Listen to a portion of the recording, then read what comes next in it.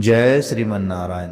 आइए, आपका फिर से स्वागत है आपके अपने YouTube चैनल में।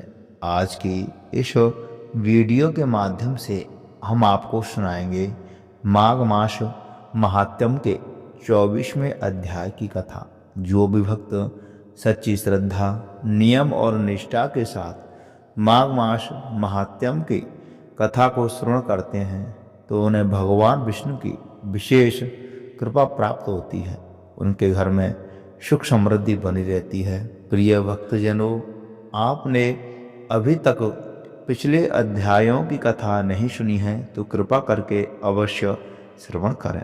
हमारे YouTube चैनल पर माघ मास महात्म्य के नाम से प्लेलिस्ट तैयार कर दी है। वहाँ पर आपको पिछले सभी अध्यायों की कथा सुनने के लिए मिल जाएगी। तो आइए प्रिय भक्तजनों, माघ मास महात्म्य के 24वें अध्याय की कथा प्रारंभ करते हैं। तो बोलिए लक्ष्मी नारायण भगवान की जय, गंगा मैया की जय, सर्वदेवी देवतान की जय। लोमस जी कहने लगे कि वह राजा पहले तो तामिश्र नामी नरक में गया, फिर अंध तामिश नरक में जहाँ पर अति दुखों को प्राप्त हुआ, फिर महारौरव, फिर कालसूत्र नामी महानरक में गया, फिर मूर्छा को प्राप्त हो गया। मूर्छा से चेतना आने पर तापन और संप्रातन नाम के नरक में गया। अनेकों दुखों को भोगता हुआ वह प्रताप नाम के नरक में गया। तब काकुल, कुडपल, पूर्व मृत्तिका, लोहकुंश, नजीब आदि नरकों में होता हुआ असीपत्र वन में पहुंचाया गया। फिर लोहे धारक आदि नरकों से गिराया गया। भगवान विष्णु के साथ द्वेष करने के कारण वह 21 युग तक भयंकर नरकों की यातना भोगता हुआ नरक से निकल करके हिमालय पर्वत पर बड़ा भारी पिशाच रूप धारण करके प्रकट हो गया। वह वन में भ्याका, उस वन में वह भूखा और प्यासा फिरता रहा। उसको मेरु पर्वत पर भी कहीं खाने को ना तो भोजन मिला और ना ही पीने को जल मिला। होतव्यता के कारण वह पिशाच घूमता हुआ एक समय लुप्त प्रस्त्रवर्ण नाम के वन में जा पहुंचा। बड़े ही के वृक्ष के नीचे वह दुखी होकर के हाय मैं मरा, हाय मैं मरा ऐसे शब्द जोर जोर से पुकारने लगा और कहने लगा, भूख से दुखी मेरे इस जन्म का कब अंत होगा। इस पाप रूपी समुद्र में डूबते हुए मुझको कौन सहारा देगा।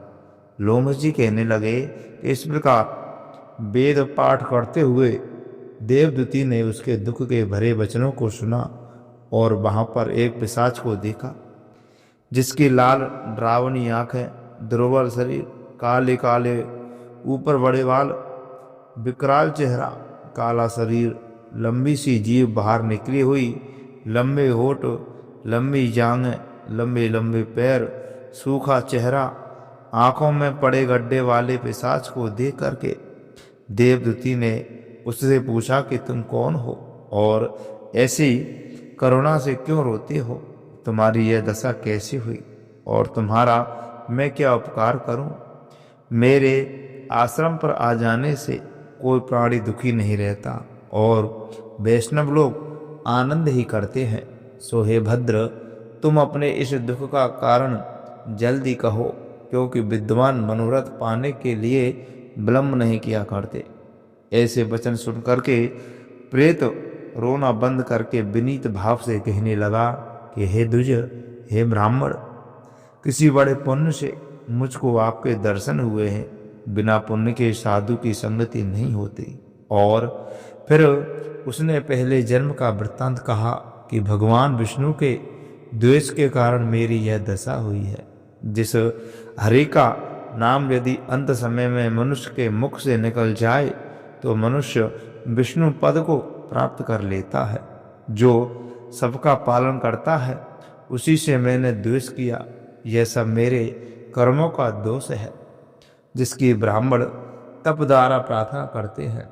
ब्रह्मादि देवता, सनकादिक ऋषि जिसको मुक्ति के लिए पूजते हैं, जो आदि मध्य एवं अंत में विश्व का विधाता और सनातन है, जिसका आदि मध्य और अंत नहीं है, उस भगवान के साथ मैंने द्वेष किया।